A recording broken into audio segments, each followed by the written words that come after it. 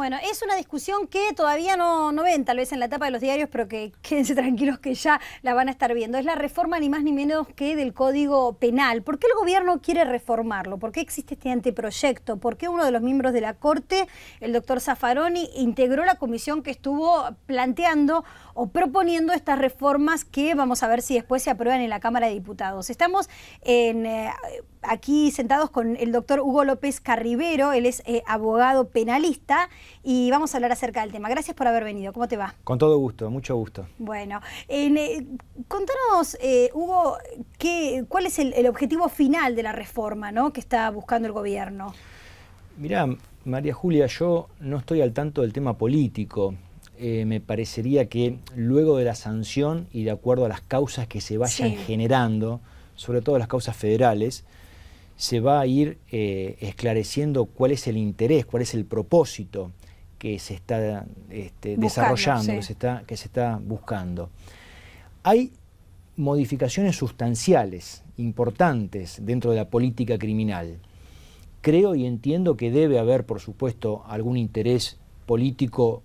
Digo, político a veces uno cree que es espurio, pero no, o sea, yo no lo califico de forma peyorativa para nada, ¿no es cierto? Sino que es la política criminal que se va desarrollando. Bueno, pero ¿cuáles son, si vos tuvieses que resaltar los principales cambios que va a tener este nuevo código, que rige ni más ni menos que cuáles son las penalidades que se... para todo el país. Que se producen por los crímenes cometidos en todo el país, ¿no? Ahí el proyecto destaca algunos matices. El primero es que se elimina la pena de prisión perpetua.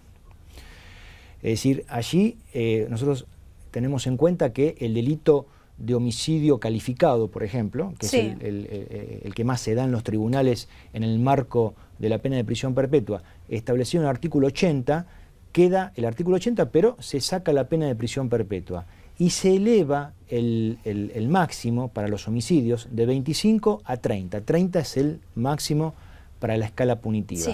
Es una situación curiosa, la prisión perpetua... O sea, la máxima pena que existe en este momento sería abolida. Sería, claro, la pena, no sé cómo decirlo. Derogada. Derogada. Derogada, claro, exactamente. Derogada, la pena de prisión perpetua. Y acompañando a esto, otra característica, otro matiz que tiene la reforma legislativa es que, por un lado, se elimina la posibilidad de la libertad condicional. Es decir, las personas que van a ser detenidas en el marco de una sentencia condenatoria deben cumplir la pena en su totalidad. Luego se introducen otras cosas también en esta reforma y en este punto en especial, que podrían ser, por ejemplo, bueno, cumplimentar la detención en un arresto domiciliario, pero la pena tiene que ser cumplida. Claro, bueno, pero si fuese que se puede cumplimentar en un arresto domiciliario es prácticamente lo mismo que tener salidas transitorias o parecido. Pero es que antes era una libertad condicional ya definitiva, ya la persona volvía a su trabajo, volvía a llevar a los chicos al colegio, volvía a su actividad normal, volvía al club, ¿no es cierto? En este caso, lo que la reforma quiere decir, mire, usted la va a cumplir en forma íntegra. En principio, en la unidad penitenciaria. Si se dan algunas de las excepciones establecidas en la reforma, en el último segmento de esa pena lo va a poder cumplir, por ejemplo, en un arresto domiciliario. Pero siempre va a estar arrestado. Ahora, qué curioso, ¿no? Porque si no se puede controlar desde el servicio penitenciario que los delincuentes puedan seguir manejando bandas desde las propias prisiones, ¿cómo podrían controlarlos desde su casa? Bueno, ¿no? ahí vos estás haciendo hincapié en algo muy cierto, ¿no? Esta reforma legislativa, para que tenga efectos inmediatos, ¿sí?, tiene que ir acompañada de un andamiaje administrativo, ¿no es cierto? O sea, tiene que haber un patronato de liberados más fuerte, más grande, más obsesivamente ocupado de las cuestiones criminales. Tiene que haber un juez de ejecución que también no tenga 7.000 causas. Por ejemplo, acá en Capital Federal, ¿no? 7.000, 7.500 causas, 8.000 causas a veces en algunos juzgados de ejecución. Tiene que tener 300 causas, con lo cual debería nombrarse más jueces, por supuesto. Y paralelamente a ello, te agrego esto para ir redondeando esta cuestión tan vidriosa que tanta suspicacia causa en la población, ¿no? Se establece un último matiz, que es no va a haber más penas de ejecución condicional.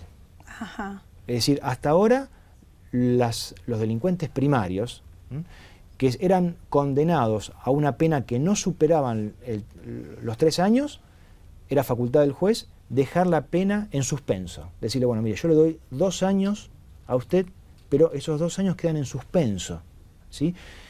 Por supuesto, sujeto a determinadas reglas de conducta. Sí. ¿No? Bueno, acá lo que se establece en la reforma es que no va a haber más penas dejadas en suspenso, todas deben ser cumplidas, con esos matices, ¿no? Algunas en las unidades penitenciarias, otras en las alcaldías y otras con arresto domiciliario, pero deben ser cumplidas. Una situación que es discutible, pero es lo que se establece en la reforma. Uno cuando tiende a simplificar o a intentar entender para qué lado van las reformas, siempre piensa en esa antinomia mano dura, mano blanda. Esta sería una reforma hacia la mano blanda. Tiene características de los dos tipos. Los dos tipos. ¿Qué características de la mano blanda entendí? Las que hablamos recién, ahí, por ejemplo. Ahí, por ejemplo, de la mano blanda, como vos estableces, ¿no? O del garantismo también, como se dice. Claro. Bueno, perfecto. Se retira la pena de prisión perpetua. Sí. No va a haber más pena de prisión perpetua. Pero por otro lado hay más severidad judicial, que podría asemejarse a lo que llamamos la mano dura, por ejemplo, ¿no? Sí. Más severidad judicial, ¿dónde? En el sentido en el que no pueden estar, por ejemplo, sentencias en suspenso. Claro, ese es otro ejemplo. Ahí es cuando se van combinando, porque, a ver, mucho tiene de relación esto los hombres y las mujeres que fueron componiendo esta comisión, ¿no es cierto? Hay hombres de derecha, hombres de izquierda, hombres de centro, garantistas. Bueno, está por un lado el juez de la Corte Suprema Raúl Zaffaroni, que es garantista, León Arlanián, que también lo es, Federico Pinedo, que es diputado y es por el PRO. Un hombre de derecha, ahí está, hombre de derecha. Ricardo Gil Lavedra, de la UCR, que creo que también tengo entendido, que es del centro. Y la exdiputada María Elena Barbagelata, que es del FAP. Claro, de izquierda, que también me imagino que debe ser un pensamiento más orientado a izquierda, que también todos son atendibles, son pertinentes. Pero, por ejemplo, mira, fíjate vos, ahí en la problemática de la discusión que se produce entre Gil Lavedra y Federico Pinedo. Hay una cuestión en particular que es el tema de la reincidencia. Ajá. Es decir, Federico Pinedo quería hacer prevalecer el instituto de la reincidencia, que siga estando, ¿no es cierto?, y Gil Lavedra quería eliminarlo. ¿Qué es la reincidencia? Decirle, bueno, mire señor, usted ya cometió un delito anteriormente. Usted ya estuvo detenido, cumplió pena privativa de libertad, entonces, y ahora cometió un nuevo delito. Entonces, a usted se lo va a sancionar más severamente. ¿Y cuál era el efecto jurídico de la reincidencia? Que lo sigue siendo hasta ahora, ¿sí? A los reincidentes no se les otorga la libertad condicional. Tienen que cumplir la pena de punta a punta, aun cuando la libertad condicional existe, pero para los primarios, no para los reincidentes. Ahí se generó una discusión. ¿Y quién ganó? Discusión. Y prevaleció, hasta el momento, Federico Pinedo con la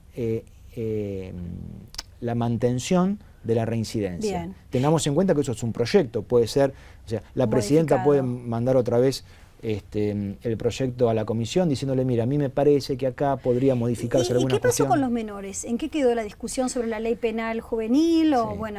Bueno, ahí la ley penal juvenil está en vigencia, existen juzgados de menores que se desarrollan tanto en Capital como en el Gran Buenos Aires en su forma de mayor expresión, ¿no? Con mayor trabajo.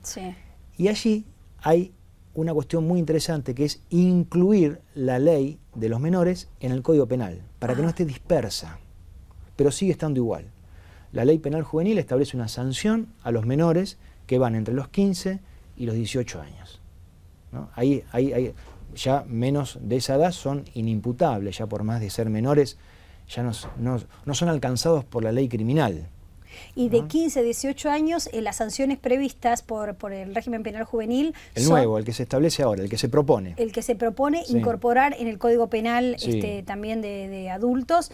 Digo, establece también una serie de andamiajes que debieran ser comenzar a construirse, claro, por ejemplo. Claro, no sé, claro. digo, el lugar donde los chicos puedan purgar sus penas, los institutos, los nombramientos de las personas. Claro, tengamos en cuenta siempre, María Julia, que la ley penal juvenil siempre se establece, se prevé, se diagrama como una herramienta legislativa en principio, ¿no?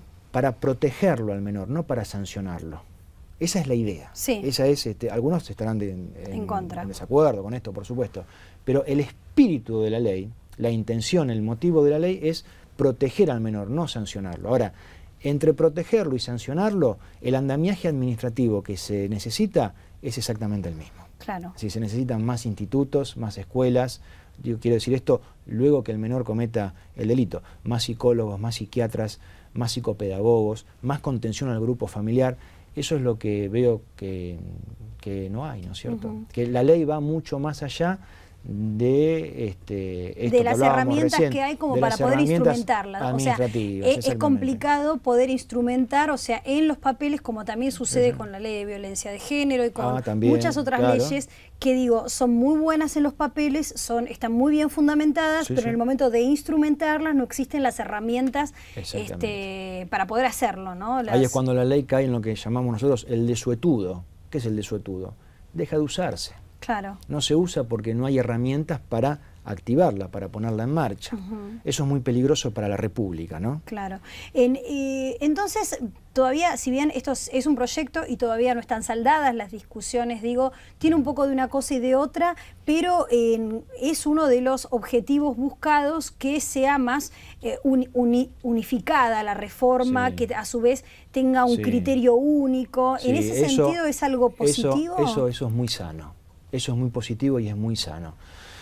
La reforma lo que hace también, desde el punto de vista legislativo, es unificar las leyes criminales en un solo cuerpo, en el Código Penal. Es decir, va en búsqueda de todas las leyes penales que no están en el Código.